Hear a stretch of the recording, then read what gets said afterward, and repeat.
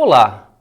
Nessa aula nós vamos falar um pouquinho sobre como documentar, como preparar uma lista de requisitos. Vamos lá? Vejamos. O documento de requisitos é um documento que ele contém a especificação dos requisitos do sistema. E os requisitos que aparecem nesse documento podem ser de diversos tipos, como por exemplo, requisitos de cliente, requisitos de negócio, de sistema ou de usuário. Vejamos, e quem vai utilizar esse documento de requisitos? Diversas pessoas que estão fazendo parte desse projeto, como por exemplo, um cliente. Um cliente é aquele que especifica e lê os requisitos para verificar se eles atendem às suas necessidades. Um gerente é aquele que usa o documento de requisitos para planejar um pedido de proposta para o sistema e planejar o processo de desenvolvimento do sistema. Os engenheiros de sistema são aqueles que usam os requisitos para compreender qual sistema vai ser desenvolvido. Os engenheiros de teste, eles também usam o documento de requisitos para desenvolver os testes para o sistema. E o engenheiro de manutenção, ele usa o documento de requisitos para entender como o sistema funciona e o relacionamento entre as partes do sistema. Perfeito! E como elaborar esse documento de requisitos? Esse documento, ele pode seguir um padrão, mas não necessariamente você precisa escrever seu documento de requisitos seguindo todo aquele padrão. Na verdade, o engenheiro de software, na hora que ele está construindo um documento de requisitos, ele adapta esse padrão às suas necessidades. O Somerville, no livro dele, ele diz que um documento de requisitos, ele pode, não vou usar a palavra deve, ok? Porque aí você tem que fazer um julgamento se você utiliza ou não cada um desses itens no seu documento de requisitos. Mas o Somerville, ele diz que você pode então construir um documento de requisitos que tenha todos esses itens listados aí na sua telinha. O prefácio, a introdução, o glossário de termos, definição dos requisitos de usuário, arquitetura do sistema, especificação de requisitos, modelos do sistema, apêndices, índices, quer dizer, vários tópicos, né? Bem, vejamos, eu gostaria que você, aluno, desse uma pausa nesse slide para que você pudesse dar uma lida com mais cuidado no que está escrito aqui, ok? Essa é a especificação do que deve ter um documento de requisitos segundo Pressman. E eu gostaria que você desse uma pausa no vídeo para dar uma olhadinha e dar uma estudada naquilo que o Pressman diz que deve ter no documento de requisitos, ok? Dá uma pausa e a gente já volta. Ok? Vamos continuar? Enfim, você deve ter visto que a gente tem uma série de itens aí no nosso documento de requisitos, né? Bem, no nosso infográfico, vou fazer um pouquinho a referência às nossas aulas lá do Moodle, né? É sugerido que um documento de requisitos ele tenha as seguintes informações: uma introdução, uma visão geral do sistema, os requisitos funcionais. Opa, vou chamar atenção aqui. Os requisitos funcionais são extremamente importantes. Lembram deles? O requisito funcional é aquilo que o sistema deve fazer. Requisitos não funcionais, restrições do sistema.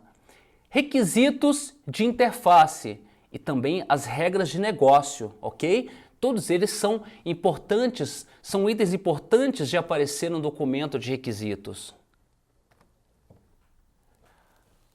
Eu gostaria de trabalhar com vocês agora um estudo de caso, ok? Vamos deixar um pouquinho esse formalismo todo de lado, né? E vamos olhar para um exemplo prático agora. Nesse exemplo, eu estou escrevendo a documentação de um caso de uso do meu sistema. E esse caso de uso ele diz respeito a um sistema de controle acadêmico, e esse caso de uso é um caso de uso muito simples, é o caso de uso de cadastrar disciplina no sistema. Vamos ver?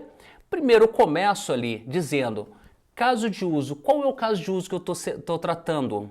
Cadastrar disciplina. Quem é o ator primário? Quem vai interagir com esse caso de uso? O gestor do sistema. Quais são as pré-condições? O que precisa executar antes desse gestor poder acessar essa funcionalidade do sistema? O gestor deve estar logado no sistema. Perfeito. E qual é o cenário que vai ser tratado nesse caso de uso? O gestor seleciona a opção de criar uma nova disciplina. Percebam, uma sequência de passos, um algoritmo. Segundo passo, o gestor seleciona o curso ao qual pertence a disciplina. Terceiro passo, o gestor informa os dados da disciplina. Quarto passo, o gestor confirma a inclusão da disciplina. Percebam, o cenário é um conjunto de passos que o gestor vai executar para conseguir fazer aquilo que se propõe o caso de uso, que é cadastrar uma disciplina. Professor, mas esse é o caminho feliz, vamos assim dizer.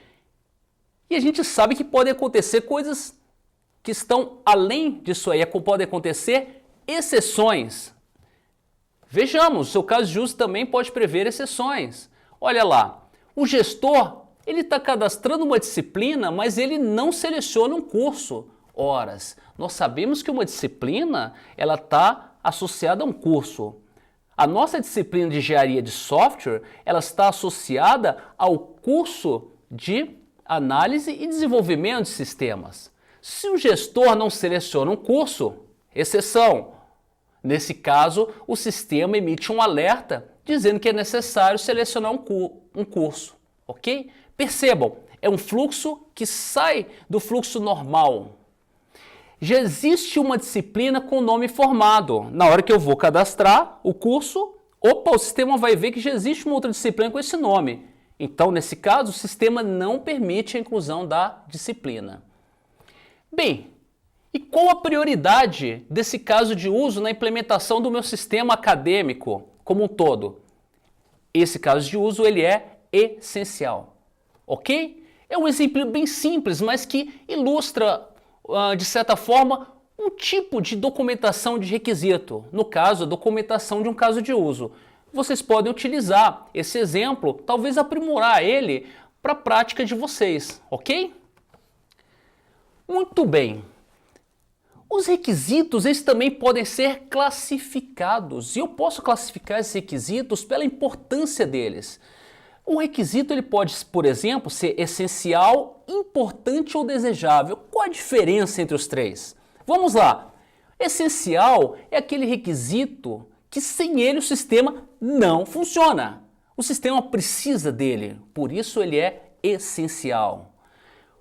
Um requisito importante é aquele que sem ele o sistema funciona. Ok, mas com restrições. Percebam, ele não é essencial, o sistema não precisa dele para funcionar, mas, digamos assim, ele é desejável, ok? O sistema até funciona sem ele, mas com restrições. E desejável é aquele requisito que não compromete o funcionamento do sistema. O sistema funciona sem ele, são adendos ao sistema, ok? Vamos lá.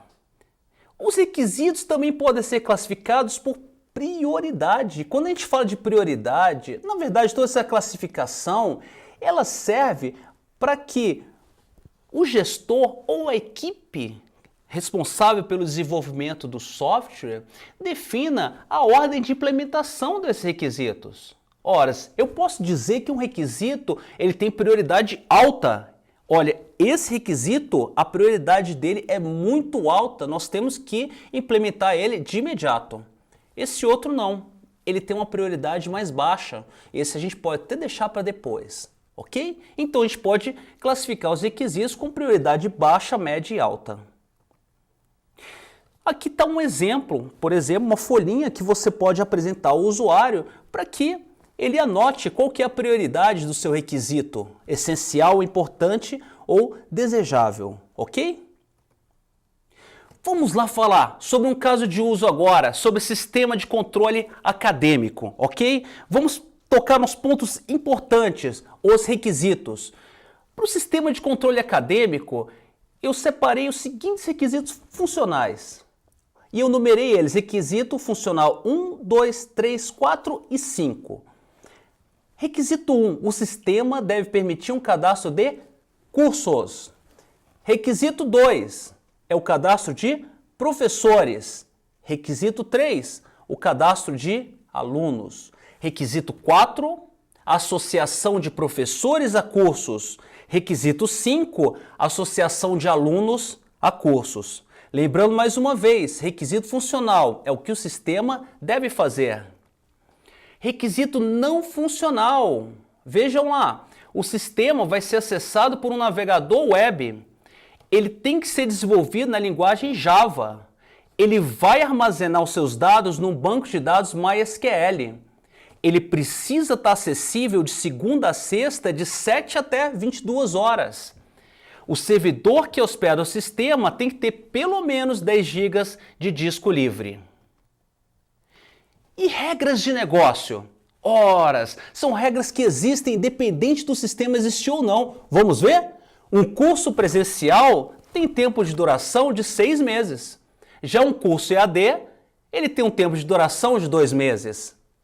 Os alunos do curso presencial, eles devem residir na cidade onde está localizada a universidade. Ora, é presencial, eles precisam ir às aulas. Já os alunos do curso EAD, eles podem residir em outra localidade. A matrícula de um aluno em um curso só pode ser feita se o aluno tiver cursado as disciplinas que são pré-requisitos para esse curso. Ok? Bem, e aqui fica sugerida a leitura do capítulo 8 do Presma. Muito obrigado e até nossa próxima aula. Bons estudos!